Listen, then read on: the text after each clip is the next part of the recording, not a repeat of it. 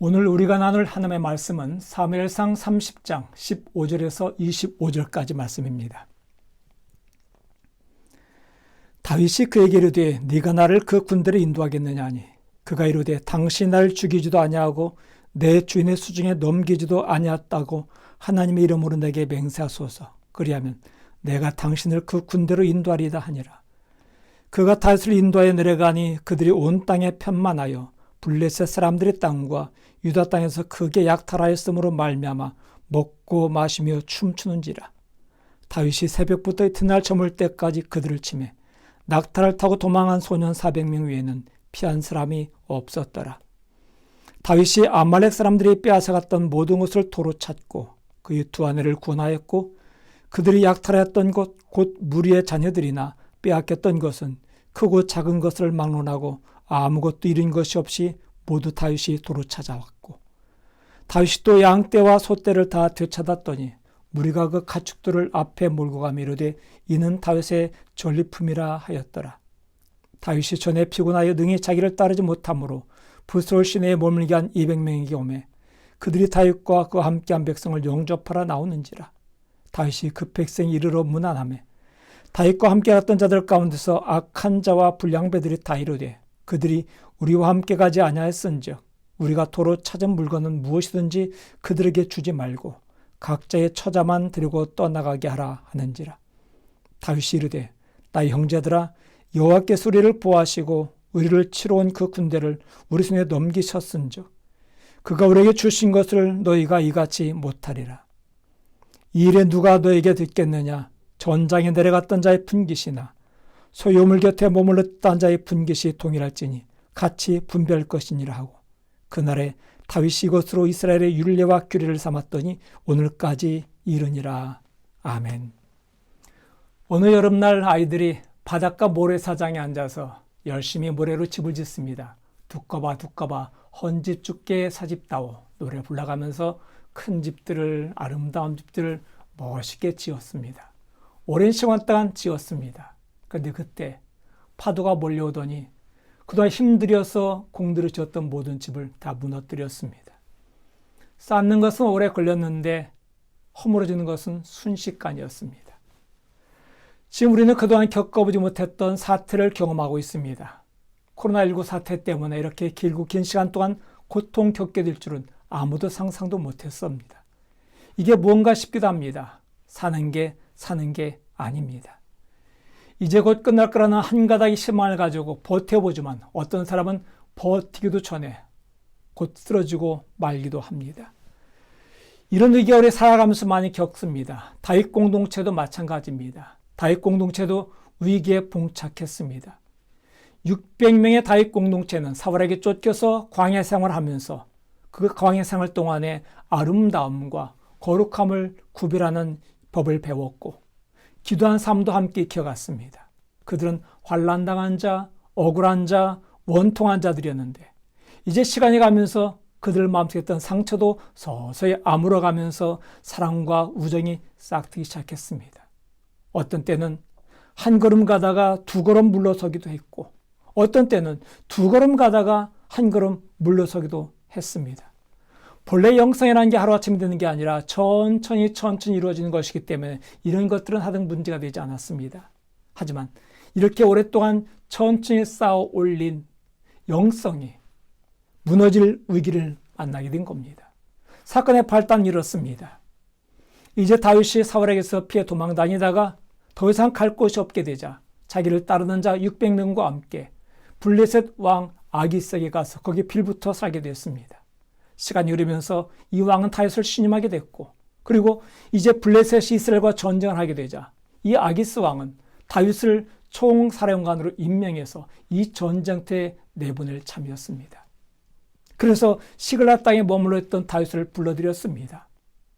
하지만 이 참모들의 결사적 반대로 말미암아 다윗은 전쟁에 출전하지 못하고 도로 돌아오게 됐습니다.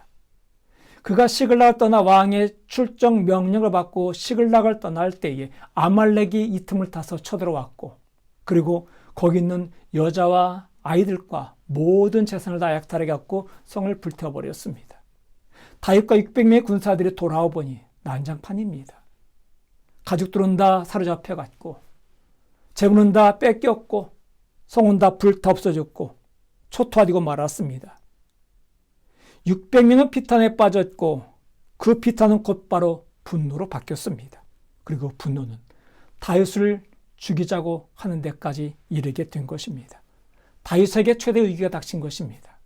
다윗에게뿐 아니라 다윗 공동체에 최대 위기가 닥친 것입니다. 이 순간이야말로 다윗 공동체가 지금까지 쌓아올린 모든 것들이 숲으로 돌아갈 수도 있는 상황이었습니다.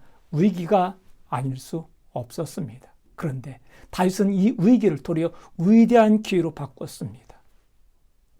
이 큰 성과를 거둠으로 말미암아 명실공히 리더의 자리를 더욱더 굳혔고, 그렇게 해서 이 위기가 위대한 기회가 된 것입니다. 지금 우리 상황이 위기인 건 사실입니다. 한데 가만히 생각해 보면 지금까지 살아오면서 위기 아니었던 적은 없었어요. 시마다 때마다 위기는 있었지만 우리는 그 위기를 잘 극복해 나갔습니다. 이번 이 사태도, 이 위기도 잘 극복해 나가길 바랍니다. 아니, 극복하는 정도가 아니라 이 위기가 위대한 기회로 바뀌는 역사였기를 간절히 바랍니다. 오늘 이 말씀을 통해서 저와 여러분들이 우리 인생의 위기를 위대한 기회로 바꿀 수 있기를 간절히 축원합니다. 그렇다면 우리가 위기를 기회로 바꾸는 길은 무엇일까요? 위기를 기회로 바꾸는 첫 번째 길은 기본 자세를 회복하는 겁니다. 기본 자세를 회복하는 것. 여러분, 큰 재앙은 사람을 최선을 만들든지 최악을 만들든지 하게 됩니다. 우선 이 시글락에 닥친 재앙은 사람들에게 최악이었습니다. 지금까지 쌓아올린 모든 영성 학번에 무너지고 공동체가 무너지는 위기, 최악의 위기를 맞은 것입니다. 하지만 이 재앙이 다윗에게 있던 최선을 이끌어내는 계기가 되기도 했습니다. 이 위기 가운데 있던 다윗에 대해 성경은 이렇게 말합니다. 6절 말씀. 그들이 자녀들 때문에 마음이 슬퍼서 다윗을 돌로 치려 하자. 다윗이 크게 다급하였으나 그의 하나님 여호와를 힘입고 용기를 얻었더라. 다윗을 돌로 치려 할 때 다윗은 다급했단 말합니다. 그런데 도리어 하나님을 힘입고 용기를 얻었다고 말씀합니다. 그래요. 위기는 하나님께 나갈 수 있는 계기입니다. 위기가 닥치면 하나님께 나가게 돼요. 그동안 놓쳤던 하나님께 나가는 이 자세를 다시 회복할 수 있게 된다는 것입니다. 우리가 그렇게 말하잖아요. 급할수록 돌아가자. 근데 우리는 급한 일 당하면은 앞뒤 물불 안 가리고 뭔가 행하기 바쁩니다. 그러다 보니 기본 자세가 흐트러지죠. 문제는 기본 자세가 흐트러지는 데부터 시작이 됩니다. 만약 우리가 위기가 닥칠지라도 기본 자세만 유지해도 우리는 그 위기를 극복해 나갈 수 있습니다. 여러분, 우리 기독교인의 기본 자세가 뭘까요? 우리 기독교인의 기본 자세는 하나님을 바라보는 거예요. 하나님을 바라보는 것. 자, 백성들의 다윗을 돌로 치려는 것 충분히 이해가 가요. 가족에게 문제가 생겼는데 흥분하지 않을 사람 없을 겁니다. 그렇다고 해서 모든 책임을 다윗에게 전가하려는 것은 결코 옳은 일은 아닙니다. 하지만 다윗은 이걸 가지고 왈가왈부하지 않고 변론하지 않고 해명하지 않고 따지지 않았습니다. 도리어 하나님께 나가 하나님을 바라봤습니다. 여러분, 하나님을 바라보면 하나님이 하신 일이 보여요. 하나님 하신 일이 보이면 하나님 하신 일 자리에 가 있으면 됩니다. 하나님께서 일을 통해서 다윗의 기본을 회복하신 것입니다. 다윗 안에 숨어있던 잠자고 있었던 그 기본 자세, 어려울 때마다 하나님께 나가는 것, 이럴 때마다 하나님께 나가는 기본 자세를 회복하게 하신 것입니다. 자, 8절 보십시오. 다윗이 여호와께 묻자와 이르되 내가 이 군대를 추격하면 따라잡겠나이까 하니 여호와께서 그에게 대답하시되 그를 쫓아가라. 네가 반드시 따라잡고 도로 찾으리라. 여러분, 이 말씀에서 다윗에게 달라진 것이 무엇일까요? 그것은 바로 다윗의 태도입니다. 그가 사울의 왕을 피해서 블레셋 땅으로 도망칠 때 하나님께 묻지 않았습니다. 피하기 급급했습니다. 고달픔을 면하기 급급했던 것입니다. 여러분, 지금도 마찬가지예요. 다윗은 지금도 이 고달픔을 면하기에 급급한 상황인데 블레셋으로 도망칠 때와 지금 상황은 똑같을지라도 달라진 게 있다면 다윗의 태도가 달라진 겁니다. 다윗의 자세가 달라진 겁니다. 그는 이 다급한 상황에서 무언가 행동하기 전에 먼저 하나님께 기도하기 시작합니다. 하나님께 무릎 꿇고 기도하기 시작합니다. 여러분, 다윗의 장점이 무엇이던가요? 하나님 중심이었다는 거예요. 그 중심이 항상 하나님께 가 있었기 때문입니다. 그도 사람입니다. 완벽하진 않았습니다. 때로는 욕심 때문에 흔들리기도 했고, 때로는 자기가 가서는 안 될 길을 가기도 했었습니다. 하지만 흔들려도 여전히 자기 자리로 돌아올 수 있었던 것, 그것은 바로 삶의 무게 중심이 하나님께 가 있었기 때문에 그래요. 그렇게 흔들리다가도 중심이 있는 곳, 즉 하나님 있는 자리로 다시 돌아오는 것, 이것이 바로 다윗의 장점입니다. 그가 흠이 없는 게 아닙니다. 허물 참 많습니다.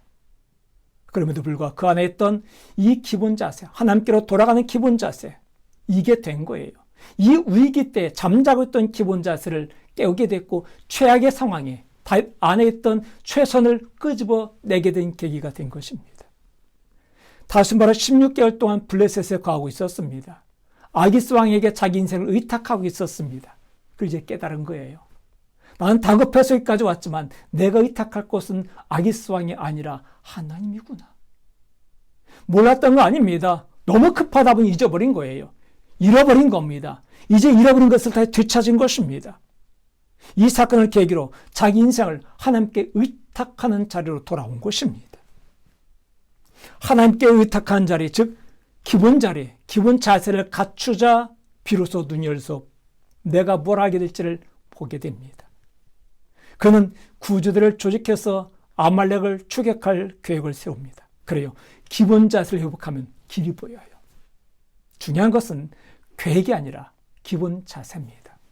여러분, 계획은 누구나 다 세울 수 있어요. 다윗과 함께 했던 바로 600명, 그들도 계획은 세웠습니다. 무슨 계획을? 어려운 일이 닥치자 지도자를 폐위시키겠다는, 다윗을 죽이겠다는 계획을 세웁니다. 여러분, 기도 없는 계획은 죽음입니다. 파멸입니다. 파괴죠. 여러분, 우리 인간은요, 죄성이 많기 때문에 생각하는 것마다 악해요. 그래서 파괴적인 계획만 세워요. 중요한 것은 무엇을 하느냐가 아니라 어떤 태도로 하느냐입니다. 어떤 자세를 갖느냐입니다. 만약 우리가 최악의 상황을 받기 원한다면 기본 자세는 하나님 바라보는 것을 회복해야 됩니다.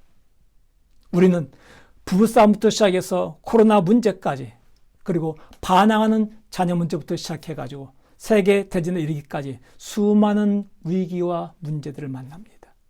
우리는 이 위기를 극복하고자 한다면 하나님을 바라보는 자세를 견지해야 됩니다. 지금 우리는 최악의 상황을 맞았습니다. 그러나 우리는 이 최악의 상황에서 최선을 끌어내야 합니다. 그 최선이 바로 기본 자세를 회복하는 것, 우리 기본을 회복하는 것입니다. 그러다 우리는 너무나 오랫동안 상황에만 집중했어요. 코로나19 상황, 경제 위기 상황에만 집중했습니다. 그런데 이제 이 상황만 바라보는 우리 시선이 하나님을 바라보는 시선으로 바뀔 때가 됐습니다. 우리 크리스찬들 지금까지 어린이를 당할 때마다 하나님께 엎드렸잖아요. 이 기본 자세, 이 자리에 우리는 돌아가야 됩니다. 우리가 기본 자세를 회복하면 길이 보입니다. 위기를 위대한 기회로 만드는 첫 번째 길은 기본 자세를 회복하는 것입니다. 이제 우리는 위기를 기회로 만드는 두 번째 길은 기본 정신을 회복하는 겁니다. 기본 자세를 회복했다면 두 번째 기본 정신을 회복해야 돼요. 이제 본문에 이어지는 성경 구절에서 우리는 다윗의 삶의 가치관, 삶의 철학을 보게 됩니다. 사람은 어떤 가치관을 갖느냐에 따라서 사람의 행동이 결정이 됩니다. 우리는 그 가치관을 기본 정신이라 부르기도 합니다. 그렇다면 여러분, 기독교의 기본 정신은 뭘까요? 기독교의 기본 정신, 그것은 바로 은혜입니다. 사랑입니다. 성경 전체는 핵심 주제는 바로 은혜입니다. 그리고 이 은혜가 기독교만의 독특성이기도 합니다. 바로 이 은혜가 다윗 공동체 안에 흘러가기 시작한 것입니다. 자, 이 은혜가 어떻게 나타나는지 한번 보실까요? 자, 이제 다윗은 엎드렸던 곳에서 일어납니다. 그리고 600명을 끌고서 아말렉을 추격합니다. 하지만 이 숫자만 가지고 아말렉을 추격하는 것은 무리였습니다. 무리임에도 불구하고 가만히 있을 수 없었기에 추격했습니다. 하지만 이들은 방금 전쟁에서 돌아왔기 때문에 지칠 대로 지쳤는 자들이에요. 그리고 시글락이 아말렉의 침투를 받고 침략을 받음으로 말미암아 다윗에게 대한 신뢰도 땅에 떨어졌습니다. 아니나 다를까 남방을 향해서 24km쯤 갔는데 부솔 시내가 나옵니다. 이 시내까지 다다르자 200명이 더 이상 가지 못하고 탈진해서 쓰러진 겁니다. 하는 수 없이 200명 거기 남겨놓고 나머지 400명 끌고서 이제 아말렉을 추격하는데, 문제는 이 아말렉이 어디로 갔는지 보이질 않아요. 그 넓은 광야에 어디로 갔는지 모르겠는 것입니다. 광야와 숲을 뒤져도 도무지 찾을 수가 없었습니다. 이제 나머지 400명도 서서히 지쳐가기 시작합니다. 바로 그때 그들은 반쯤 죽어있는 애굽 병사 하나를 발견합니다. 자, 11절 12절 보실까요? 무리가 들에서 애굽 사람 하나를 만나 그를 다윗에게로 데려다가 떡을 주어 먹게 하며 물을 마시게 하고 그에게 무화과 뭉쳐서 뗀 덩이 하나와 건포도 2송이를 주었으니 그가 밤낮 사흘 동안 떡도 먹지 못하였고 물도 마시지 못하였음이니라. 그가 먹고 정신을 차리매. 이 애굽 소녀는 낙오된 자였습니다. 아마도 아말렉 군대의 한 사람이었는데 지쳐 쓰러지자 버리고 간 거예요. 아말렉 사람이 버리고 간 이 소년을 다윗 공동체가 거둡니다. 오늘 성경 재밌습니다. 3일 동안 먹지도 못했던 그에게 떡을 먹게 하고 물도 마시게 하고 건포도 송이를 주자 그가 정신 차렸다 말합니다. 다윗의 정신이 이 소년의 정신을 돌아오게 한 겁니다. 지금 다윗은 상황에 맞자는 일을 하고 있어요. 생각해 보십시오. 400명 남은 군사마저 지금 지쳐가고 있습니다. 힘이 듭니다. 힘이 드는 상황에서 죽어가는 소년을 살려서 그를 데리고 간다는 것, 이건 어쩌면 굉장히 바보 같은 짓이고 어리석은 짓입니다. 버려야죠. 게다가 이방인이잖아요. 내 동족도 아니고. 이스라엘 백성들에게 다윗에게 있어서 이 소년 병사는 버려도 괜찮은 자였습니다. 그런데 다윗은 버리지 않아요. 그를 살리고 그와 함께 갑니다. 왜냐하면 그가 광야의 생활, 도피하는 생활 속에서 얻었던 교훈이 거기 때문에 아픈 자의 심정이 뭔지 압니다.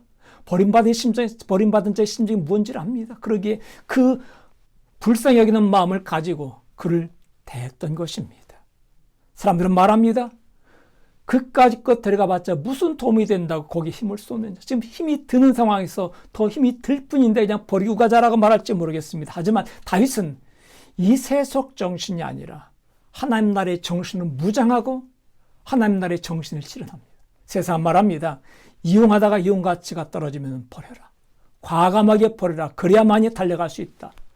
라고 말합니다. 세상 그렇게 살아가요. 도움 안 되는 사람, 내게 힘이 드는 사람 다 제끼고 갑니다. 다 버리고 갑니다. 하지만 하나님의 나라는 그게 아닙니다. 여러분, 이 시대가 좀 아픈 이유가 무엇일까요? 코로나 때문에 물론 그렇기도 해요. 하지만요, 이 시대가 아픈 것은 우리의 기본 정신을 잃었기 때문에 그래요. 사람이 사람답게 정신 가지고 살아가야 되는데 사람의 정신을 버리고 짐승의 정신을 가지고 살아갑니다. 내가 살기 위해서는 남이 죽어야 되는 이런 정글의 법칙 가지고 살아간다는 것입니다. 짐승과 같은 본능 가지고 살아가고 있는 것입니다. 그래서 힘든 거예요. 이 정신 나간 시대를 살리는 길은 기독교의 정신밖에 없어요. 은혜, 이 사랑, 이 자비, 이것밖에 없다는 것입니다. 이걸 우리가 회복해야만이 이 시대를 살릴 수 있습니다. 은혜를 베풀어야 돼요. 그런데 여러분, 은혜를 베풀면 은혜가 돌아옵니다. 은혜가 돌아오는데도 크게 돌아와요. 아말렉 사람들도 별 가치가 없다 생각해서 버리고 갔더니 바로 이 애굽 병사. 그에게 먹을 걸 주고 고쳐주고 그와 함께 왔는데 놀라운 일이 벌어집니다. 자, 16절 보십시오. 그가 다윗을 인도하여 내려가니 그들이 온 땅에 편만하여 블레셋 사람들의 땅과 유다 땅에서 크게 약탈하였으므로 말미암아 먹고 마시며 춤추는지라. 다윗이 새벽부터 이튿날 저물 때까지 그들을 치매 낙타를 타고 도망한 소년 400명 외에는 피한 사람이 없었더라. 다윗이 아말렉을 추격하는데 아말렉 사람들이 어디 간지 모르겠습니다. 어디로 가야 될지 모르겠습니다. 그런데 이 아말렉 사람들이 버리고 간 이 소년이 아말렉 군대가 어디로 가는지를 알아요. 그래서 앞장섰습니다. 앞장서 가보니까 아니나 다를까 아말렉 군인들이 그 저녁에 진을 치고 승리에 도취돼 가지고 먹고 마시고 취하고 떠들고 잠들었습니다. 이 잡는 틈을 타서 다윗이 기습을 해가지고 마침내 승리를 거둔 겁니다. 힘이 들까봐 버렸던 사람, 아무런 쓸모가 없다 생각해서 버렸던 소년이 굉장한 도움이 된 것입니다. 은혜를 베풀었더니 더 큰 은혜가 돌아온 거예요. 맞아요, 여러분. 내가 은혜를 베푸는 게 손해 같죠? 하지만 여러분, 여러분이 쌓은 선이 얼마나 큰 선으로 돌아온지 아십니까? 우린 이걸 경험한 자들이잖아요. 그리고 오늘 또 바보처럼 또 손해보고, 바보처럼 또 양보하고, 바보처럼 또 사랑을 베풀고, 은혜를 베풀고, 이 삶을 계속하는 이유가 우리는 더 큰 은혜를 경험했기 때문에, 이 경험이 있기 때문입니다. 은혜를 베풀면 은혜가 돌아오는데 더 큰 은혜로 돌아옵니다. 내가 흘려보내면 손해보는 것 같지만 더 큰 복이 굴러 들어온다는 것입니다. 우리는 바로 이 기본 정신을 회복해야 돼요. 지금 세상에 이 기본 정신이 사라져버린 것이 문제잖아요. 교회만이 이 정신을 가지고 있고 교회만이 정신을 다시 회복시킬 수 있습니다. 교회가 이 정신으로 살아야 이 세상이 정신 차릴 수 있습니다.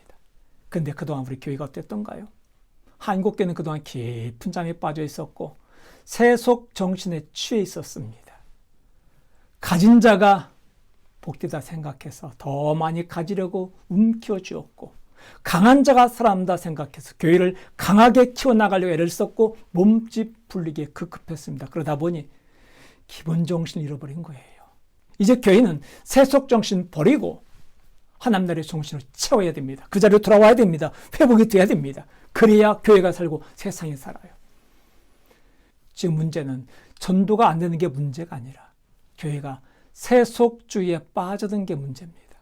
세속 정신에 취해 있는 게 문제입니다. 이제 깨어나야 됩니다. 이제 일어나야 됩니다. 이제 우리는 사랑의 정신으로 하나님 나라의 정신으로 돌아와야 돼요. 교회가 실력 없다 사람 잘라내고 쫓아내고 힘없다가 무관심하고 이런 잠잔 자리에서 일어나서 자비 정신으로 들어오고 이 자비 정신이 흘러나가야 됩니다. 이것이 성경의 핵심이에요. 성경 신구약 전체를 관통하는 하나의 주제가 있단 말이 주제는 바로 헤세드입니다.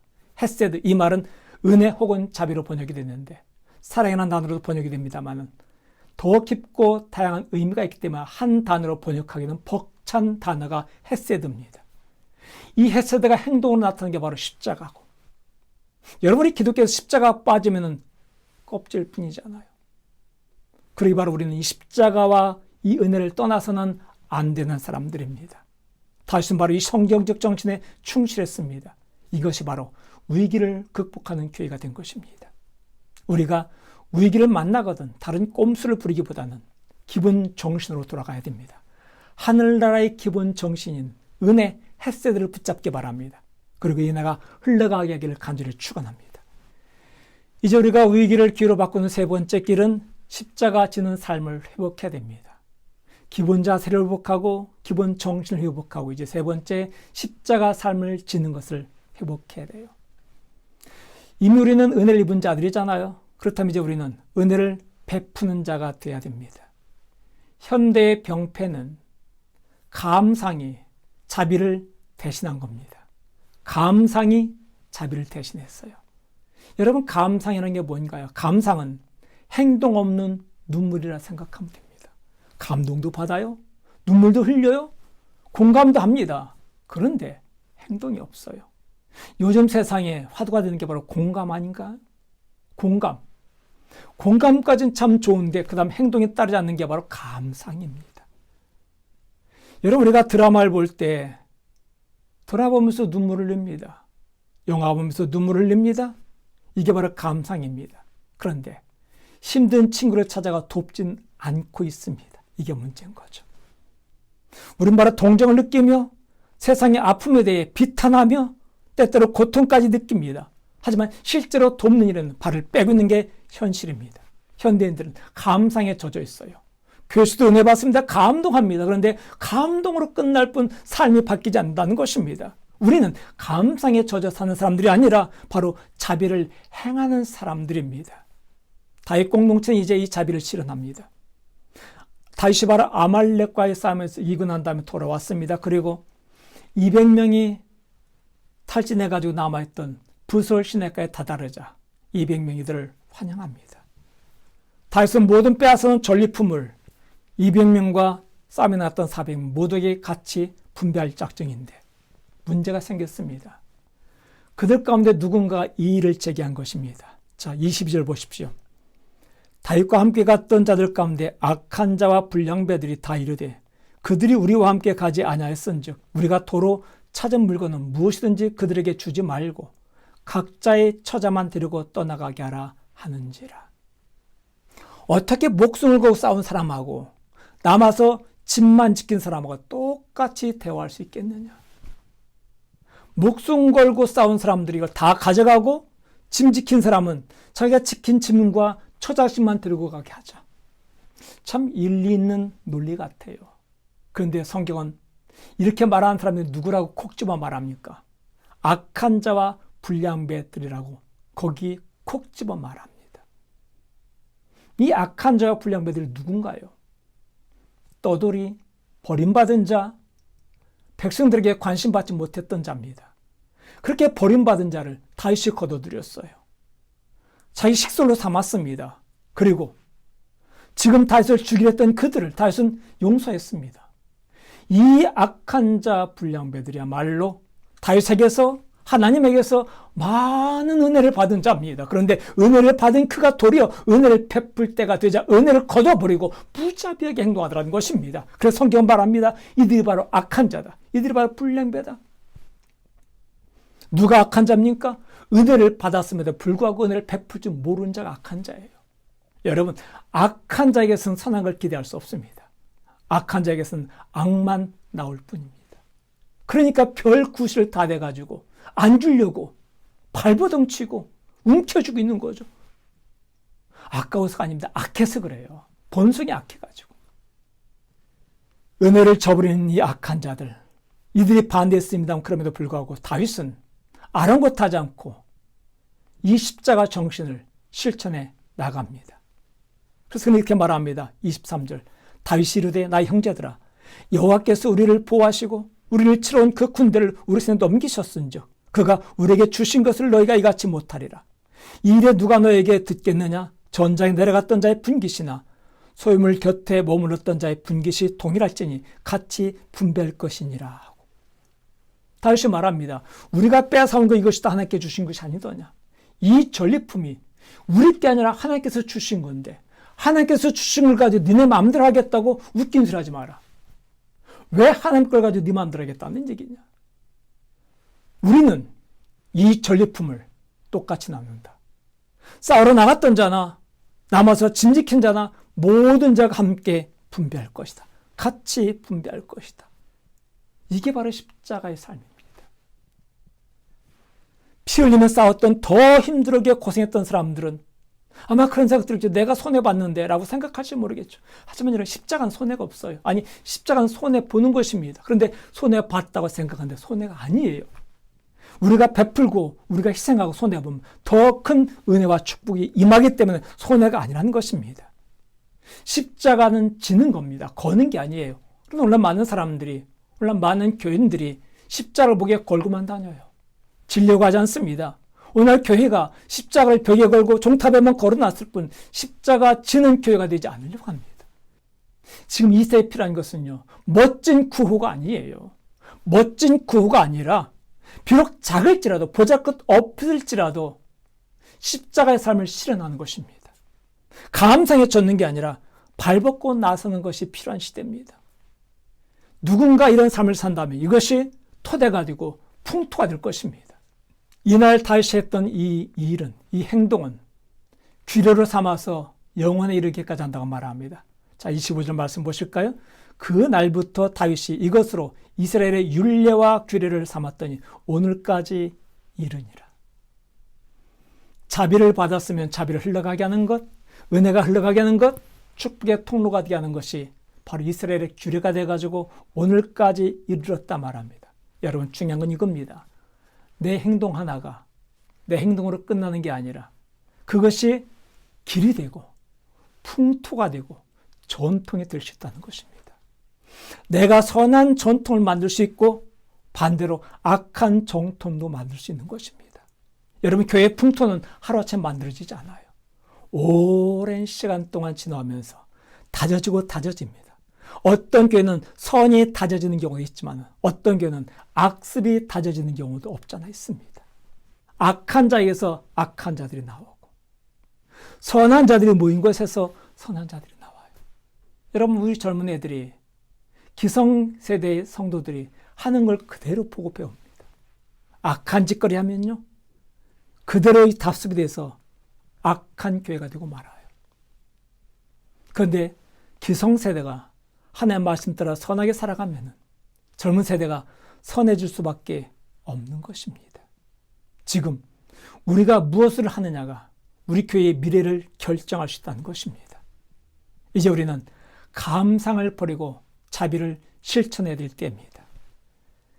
이제 한 해가 저물어 갑니다. 벌써 2020년 마지막 주입니다. 위기 한 해였습니다. 이제 마지막 주와 함께 위기 한 해를 보내고 새해는 위대한 새해가 되기를 바랍니다. 위대한 기회의 새해가 되기를 바랍니다.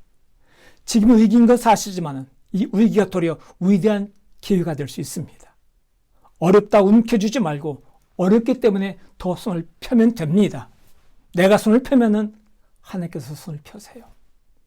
나의 조망만의 작은 주먹을 펴면요, 하나님은 그 큰 손을 펴신다는 것입니다. 여러분, 어떤 길을 걸어가시겠습니까? 내 조그만 주먹으로 움켜쥐는 길을 걸어가실래요? 아니면 하나님의 크신 편손을 기대하면서 내 손을 펴시면서 걸어가실래요? 선택하시기 바랍니다. 내가 작은 손을 펴면 하나님께서 큰 손을 펴시기 때문에 나의 위기는 도리어 위대한 기회가 될 수 있는 것입니다. 그러기에 위기가 기회가 되게 하기 위해서는 기본으로 돌아가야 돼요. 기본 정신을 회복하고 기본 자세를 회복하고 십자가 지는 삶을 회복해야 됩니다. 그러면은 길이 열릴 것입니다. 하나님의 나라는 은혜가 흘러가는 곳입니다. 이 은혜가 우리 안에 풍성하게 흘러가기를 원합니다.